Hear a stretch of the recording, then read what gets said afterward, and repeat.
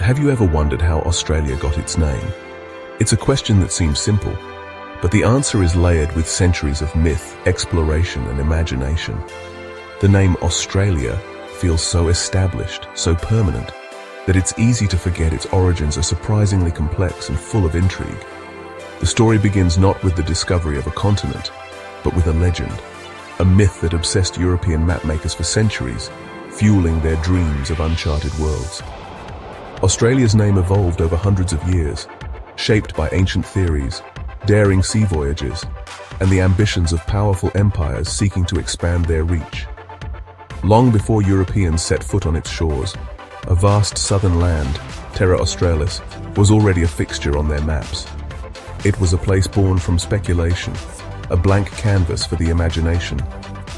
The journey from a ghostly imagined land on a map to the name of a modern nation is a remarkable piece of history, filled with twists and turns. We'll trace this story from the earliest Greek theories about the world's balance, through the bold Dutch navigators who charted new coastlines, to the British explorers who finally gave the land its lasting name. Figures like Captain Cook and Matthew Flinders played crucial roles in cementing Australia in global consciousness, each leaving their mark on the continent's identity. Each name, Terra Australis, New Holland, and finally Australia, marks a different era, reflecting changing ideas and understandings of this unique landmass.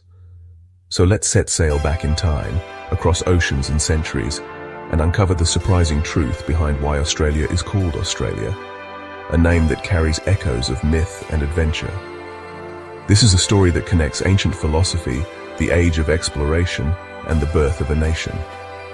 Join us as we begin this fascinating journey. Australia's name starts with an idea from ancient Greek philosophers like Aristotle and Ptolemy. These thinkers were fascinated by the concept of balance and symmetry in the natural world. They believed the Earth needed a southern landmass, Terra Australis Incognita, to balance the globe. This hypothetical land was thought to counterbalance the known continents in the northern hemisphere. This unknown southern land was pure speculation, not based on exploration. It was a product of imagination and theoretical geography, rather than empirical evidence. For centuries, mapmakers drew this mythical continent at the bottom of the world, imagining it rich with gold and strange creatures. These maps often included fantastical elements like sea monsters and exotic animals.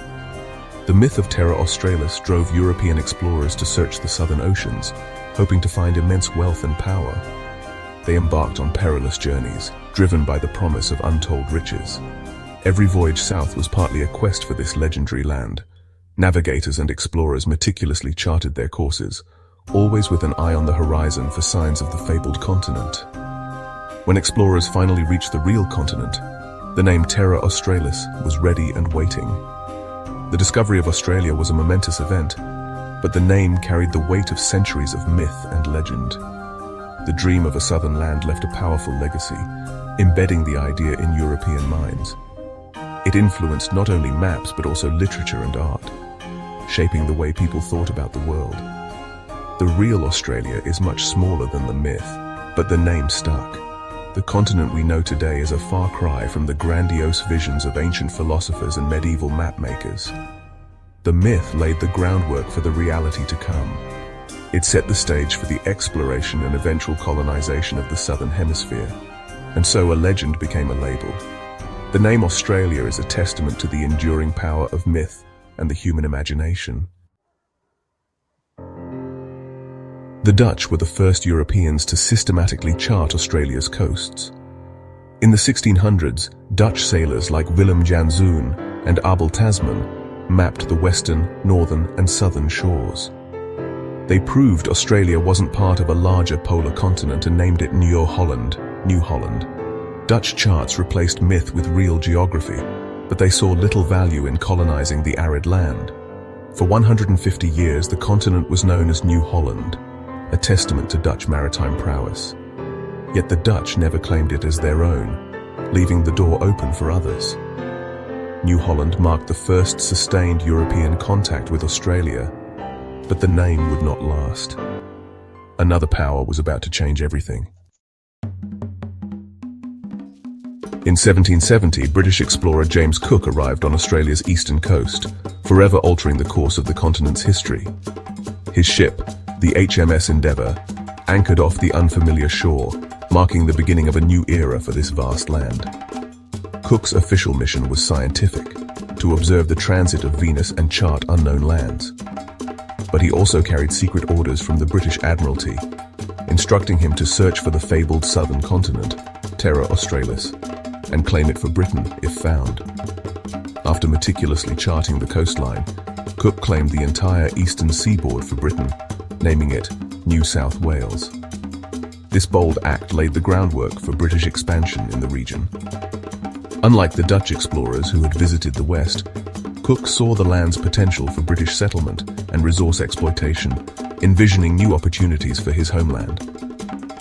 His detailed reports soon reached London, arriving at a crucial moment. Britain, having recently lost its American colonies, was searching for a new place to send convicts and expand its influence. In 1788, the British established a permanent presence at Sydney Cove, sending the first fleet to found a penal colony and begin a new chapter in Australia's story. For a time, the continent was divided, New Holland in the west, claimed by the Dutch, and New South Wales in the east, under British control. The idea of a single, unified name for the continent hadn't yet taken hold, and maps from the era show a confusing patchwork of titles and boundaries. But British colonization set the stage for a new identity, as settlers, convicts, and officials began to build a society distinct from both Britain and the Dutch. The patchwork of names reflected not only competing colonial claims, but also the shifting power dynamics of the time, as European nations vied for control. Soon the continent would need a name to match its new reality, a name that could unite its diverse regions and peoples.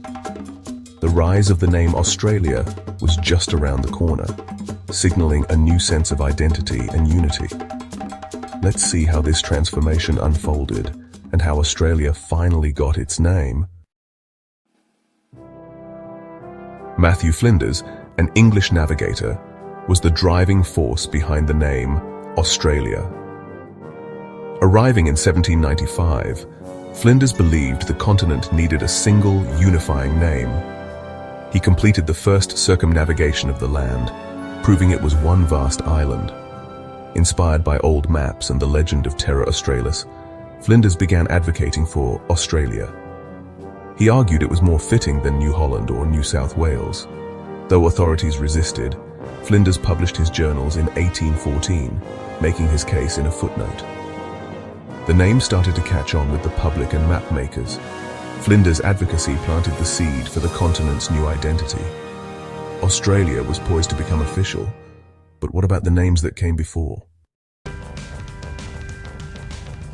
Long before Europeans arrived, Australia was home to hundreds of Aboriginal and Torres Strait Islander nations. Each group had its own names for their lands, names deeply connected to stories, beliefs, and country. The idea of a single name for the whole continent was foreign to Indigenous peoples. European names like New South Wales and Van Diemen's Land erased these ancient identities. Even Australia is part of this colonial process, unifying the land under a European label.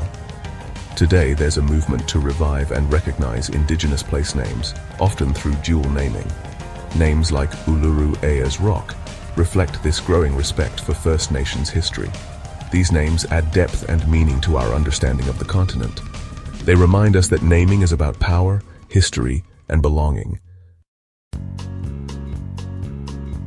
After Flinders' death, Australia gained popularity and was officially adopted in 1824.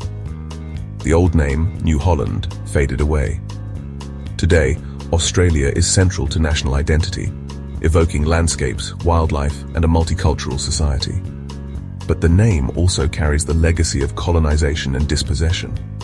The conversation about Indigenous place names is part of Australia's journey toward reconciliation. The story of the name is a lesson in how words shape our view of the world. From myth to modern nation, Australia's name reflects a clash of cultures and histories. What does the name mean to you? Let us know your thoughts in the comments, and tell us which country's name origin you'd like to explore next.